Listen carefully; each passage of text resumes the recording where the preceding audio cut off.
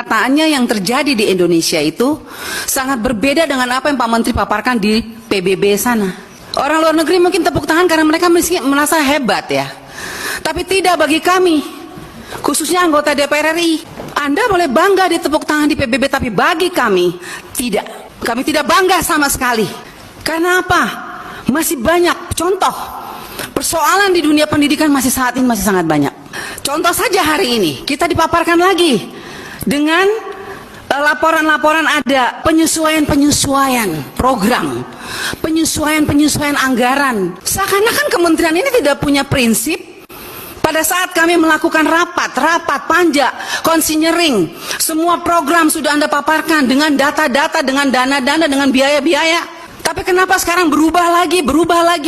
Kegiatan-kegiatannya dirubah-rubah dengan anggaran yang berbeda-beda, dengan alasan. Bahkan kalau tadi saya hitung, Pak Menteri itu di pendidikan tinggi, coba dihitung baik-baik.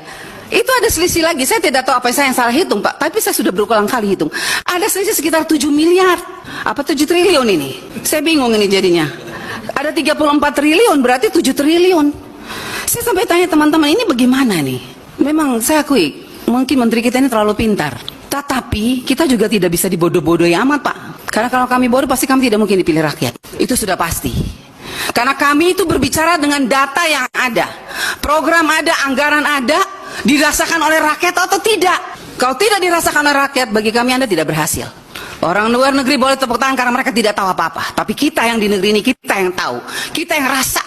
Banyak sekali persoalan. Tadi sudah diangkat oleh beberapa teman saya mengenai persoalan P3K. Sampai hari ini Pak, masih banyak guru-guru yang menangis. Kapan kami terima gaji? Kami makan apa ini? Kami sudah lulus, Pak Singret sudah lulus segala macam. Tapi mana gaji kami? Mana? Kami sudah tidak bekerja lagi. Anak kami mau makan apa? Dengar itu dong Pak Menteri.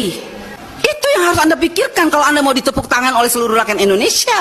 Ya, kemudian kami dengar di PBB Anda dengan bangganya ada 400 tim bayangan.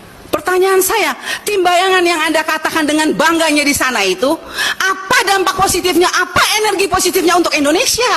Kenapa masih banyak persoalan di daerah 3T? Kenapa? Terus 400 orang tim bayangan itu, apa kebanggaannya? Coba Anda jelaskan. Apa yang mereka lakukan sampai kita tuh harus bangga dengan Anda seperti itu Pak Menteri?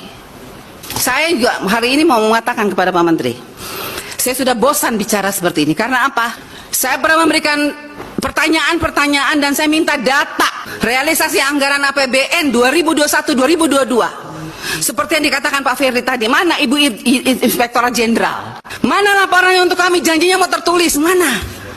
Pak, sebentar lagi kami semua ini akan mengadakan reses.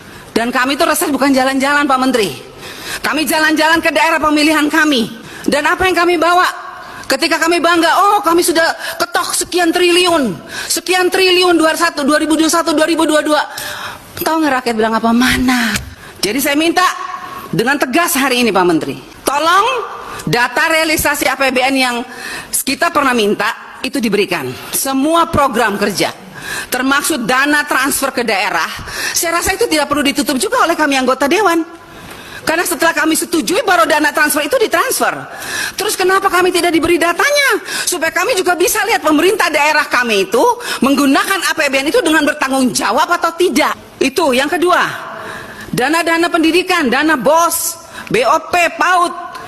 Banyak anak-anak PAUD yang ketika saya turun di bawah, orang guru-gurunya, ibu kami tuh nggak dapat apa-apa Bu Anita, kami hanya capek. Lah, kok di laporannya sekian banyak dananya ya? Jadi saya minta Pak tolong diberikan penjelasan. Ini tidak usah secara langsung tapi catatan sesuai dengan angka-angka supaya kami juga turun ke bawah pakai angka. Kita pakai angka aja sekarang ya. Kemudian itu tunjangan khusus guru di daerah terpencil Pak, masih banyak yang teriak nggak dapat 3-6 bulan. Ini kita mau marah atau kita mau kasihan, kita jadi bingung karena kami itu selalu gimana ya, ketika kami datang kami hanya melihat air mata guru-guru, kami juga jadi menangis jadinya ya. Dan sakit hati kami ketika Anda dengan bangganya di PBB mengatakan ada 400 tim bayangan. Kalau 400 tim bayangan itu hanya mengacaukan anggarannya PBB, APBN ya, ngapain Anda bangga dengan itu Pak Menteri? Yang berikut, tunjangan profesi guru tolong diperhatikan Pak Menteri. Daratan Sumba, Daratan Timur masih banyak persoalan. Ya, terus PIP, kembali lagi, KIP, pertanyaan saya, Tahu nggak Pak Menteri? Kira-kira berapa lagi anak miskin yang belum dapat PIP? Tahu nggak Pak Menteri? Kira-kira berapa banyak lagi anak mahasiswa miskin yang belum dapat KIP? Pak Menteri tahu nggak? Jangan Anda bangga, tapi Anda tidak tahu data real di bawah. Anggaran banyak, siapa yang sudah dapat, siapa yang belum dapat. Kenyataannya masih banyak masyarakat miskin, anaknya tidak bisa dapat PIP. Banyak mahasiswa miskin yang sampai saat ini menangis, tidak dapat KIP kuliah. Lah terus program ini untuk siapa? Kan untuk mereka miskin. Seharusnya setambah tahun semakin banyak program yang diberikan, harusnya anak-anak yang miskin semakin banyak dong yang menjadi mahasiswa, yang menjadi sarjana. Ini masih banyak kok yang tidak bisa jadi sarjana karena tidak bisa merasakan KIP kuliah ini dengan segala macam aturan.